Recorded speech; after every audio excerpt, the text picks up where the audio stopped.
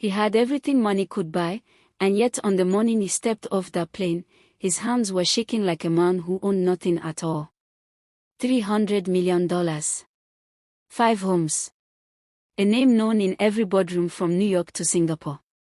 But on that dusty road, none of it meant a single thing, because the woman he was about to meet didn't know his name, didn't care about his money, and was about to teach him something no business school ever could. Stay with me, because by the end of this story, you may never look at wealth, or love, or family the same way again. Before we dive deeper, let us know in the comments where you're watching from. We'd love to hear from you. And if you're new here, click on the subscribe button so you never miss any of our upcoming videos. His name was Richard Calloway, and at 48 years old, he had built an empire out of nothing but stubbornness and sleepless nights. He owned 3 tech companies, a private jet he barely used, and a penthouse in Manhattan that echoed every time he walked through it alone. He had been married once, briefly, to a woman who left when she realized he loved his work more than he loved her.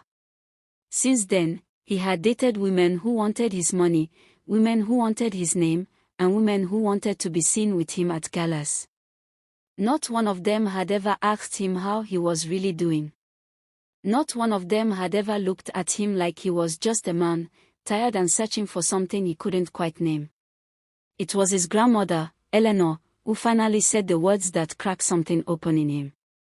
She was 83, sharp as a blade, and the only person who had never once asked him for anything. Sitting in her small kitchen in Ohio, stirring her tea, she looked at him and said, "Richard, you have built a kingdom, and you sit in it alone. Money builds houses, but it has never once built a home." He laughed it off that day. But her words followed him for months, into every empty hotel room. Every silent dinner, every birthday he spent answering emails instead of blowing out candles. So when his old college friend, Daniel, mentioned a small village in rural Georgia, the state, not the country, where his own wife had grown up, where life moved slower and people still knew their neighbors by name, something in Richard stirred. Daniel told him about a community called Pinebrook Hollow, tucked between hills and farmland, a place untouched by billboards or traffic or the noise Richard had lived inside his entire adult life. Half joking, half desperate, Richard said he wanted to go there and meet a woman who had no idea who he was. Daniel laughed, but 2 weeks later, Richard was on a small charter plane, then in a rented truck, driving down a gravel road toward a town that didn't even appear properly on his phone's map. He told no one his real reason for coming. To the people of Pinebrook Hollow, he introduced himself simply as Richard, a man looking to slow down and maybe start over. He rented a small cabin at the edge of town and spent his first week doing something he hadn't done in 20 years, nothing. He walked. He sat on porches. He listened to people talk about harvest and church socials and grandchildren, and for the first time in a long while, his chest didn't feel so tight. It was on his 8th day there, at the local diner, that he first saw her. Her name was Margaret Holloway, 36 years old, and she ran the diner with her father, who was recovering from a stroke that had left the left side of his body weak.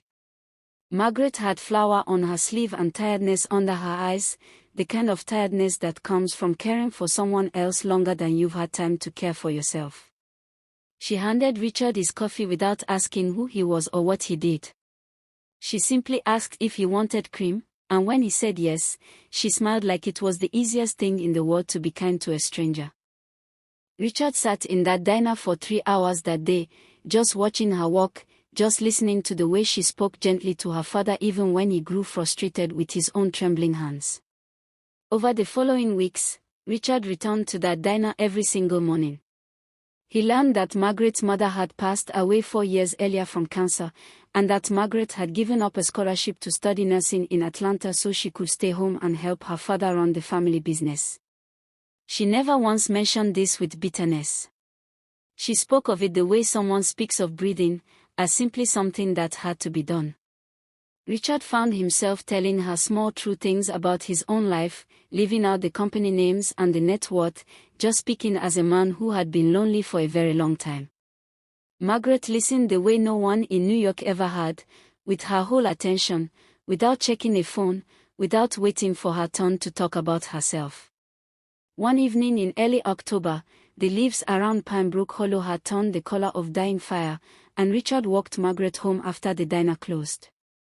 The air smelled like wood smoke and damp earth, and somewhere a dog was barking at nothing in particular. Margaret stopped at her gate and asked him plainly, "Richard, why does a man like you, smart, healthy, clearly educated, spend his days in a diner in a town nobody's heard of?" He almost lied. He almost gave her one of the smooth answers he gave investors and reporters. But instead he told her the truth, that he was tired of being wanted for what he had instead of who he was, and that for the first time in years, sitting across from her felt like being seen. What Margaret said next stayed with him for the rest of his life. She told him that everyone in Pinebrook Hollow had their own burdens, their own grief, their own quiet exhaustion, and that the measure of a person wasn't what they owned but how they showed up for the people around them. Even on the days it cost them everything. She wasn't trying to impress him. She wasn't trying to win anything. She was simply telling him the truth as she understood it, standing at her gate in the cold evening air, her father's porch light flickering behind her. If this story has your heart racing, comment, "I'm still watching," and let's see who's truly following till the end of this story, because what happened next changed everything Richard thought he understood about love and about himself. 3 weeks later, Richard's carefully guarded secret finally caught up with him. A journalist from a financial magazine, tipped off by an assistant back in New York who had grown worried after weeks of silence, tracked him down to Pinebrook Hollow. The story broke overnight, splashed across business websites with his photograph beside headlines calling him a reclusive billionaire hiding in a small southern town. By morning, vans with satellite dishes lined the single road into Pinebrook Hollow, and reporters knocked on the diner's door asking Margaret what it felt like to be the secret girlfriend of one of America's wealthiest men. Margaret was stunned into silence. She had known Richard for 2 months and never once heard the word billionaire pass his lips. She felt foolish, and worse, she felt betrayed, wondering if everything between them had been some kind of game, some experiment a rich man played on board ordinary people. She refused to open the diner that day. She sat in the back room with her trembling father, watching strangers peer through the windows trying to catch a glimpse of her, and she cried the kind of tears that come from humiliation as much as hurt. Richard arrived at her door that evening, having sent the reporters away from his rented cabin with a statement asking for privacy. Margaret would not let him inside at first. Standing on her porch, she asked him, voice shaking, whether anything he had told her was real, or whether she had simply been a story he was collecting for some interview later. Richard told her the only thing he had, the truth. He admitted he had been a coward for not telling her sooner, terrified that the moment she learned who he really was, she would look at him the way every other woman had, with dollar signs instead of curiosity. He told her that the version of himself she had met in that diner was more real than the man who had built 3 companies, because for the first time in 20 years, he hadn't been performing for anyone. Margaret didn't answer him that night. She closed the door gently, not in anger, but because she needed time to think clearly, away from his voice and away from the chaos outside her window. Richard walked back to his cabin alone, certain he had finally lost the one thing money had never been able to buy him in the first place, a woman who simply liked him for being a man, nothing more. For 9 days, Margaret didn't speak to him. She kept the diner closed to outsiders, caring for her father, sitting with her own thoughts in the quiet hours after closing. She thought about her mother, who used to tell her that the people worth trusting were the ones who showed you their flaws before their fortune. She thought about how Richard had never once, in 2 months, spoken down to her, never once made her feel small for working in a diner instead of a corner office. She thought about the way he had sat with her father for hours, helping him with physical therapy exercises, never once mentioning he could have flown in the best specialists in the country. On the 10th day, Margaret walked to Richard's cabin herself. She found him sitting on the porch steps, exhausted, having barely slept since the story broke. She sat beside him without a word at first, watching the grey morning settle over the hills. Then she told him something that, years later, Richard would say changed the entire direction of his life. She said she wasn't angry that he was rich. She was hurt that he hadn't trusted her enough to tell her the truth from the beginning, because trust, she said, was the only currency that had ever mattered to her.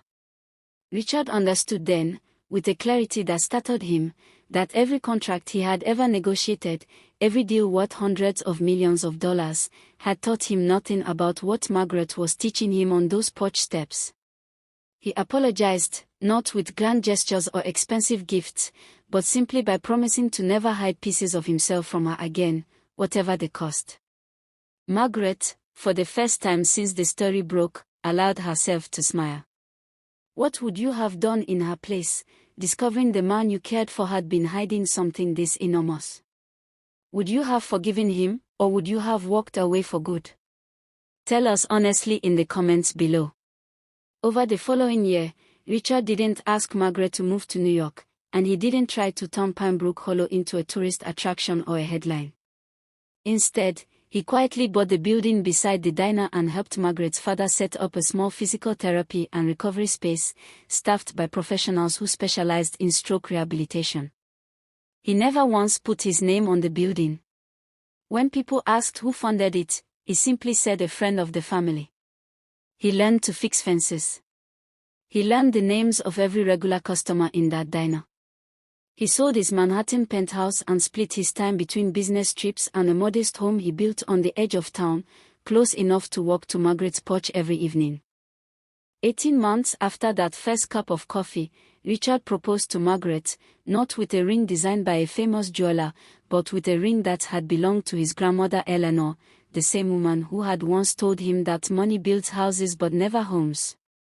Margaret wept when she recognized the small, simple stone, because Richard had told her months earlier the story of his grandmother's words, and she understood exactly what it meant for him to give her that ring instead of something new and extravagant. They were married the following spring in the field behind Margaret's father's house, with folding chairs, homemade pies, and no press allowed within a mile of the property. Eleanor, frail but present, sat in the front row and cried through the entire ceremony, whispering to anyone who would listen that her grandson had finally come home, not to a house, but to a person. Richard Calloway still runs his companies today, but he spends far fewer hours behind a desk than he once did. He and Margaret split their time between Pinebrook Hollow and a quiet house upstate, and Margaret eventually went back to school, the same nursing dream she had set aside years earlier, now finishing her degree part-time while still helping run her father's recovery center. Richard says often, to anyone who asks how a billionaire ended up settling down in a town most people have never heard of, that the wealthiest he ever felt in his life was the morning a woman handed him a cup of coffee and asked nothing of him at all. And that's when he finally understood, after decades of building, acquiring, and accumulating, that the one thing he had been missing all along wasn't another company, another deal, or another zero added to his bank account. It was simply being known, fully and honestly, by one person who chose to stay even after she learned the truth. Do you believe people can truly love each other without money getting in the way, or do you think wealth always changes things eventually? We'd love to hear your honest thoughts in the comments below. And if you think this story moved you, subscribe for more timeless stories that will touch your heart and stay with you long after the video ends.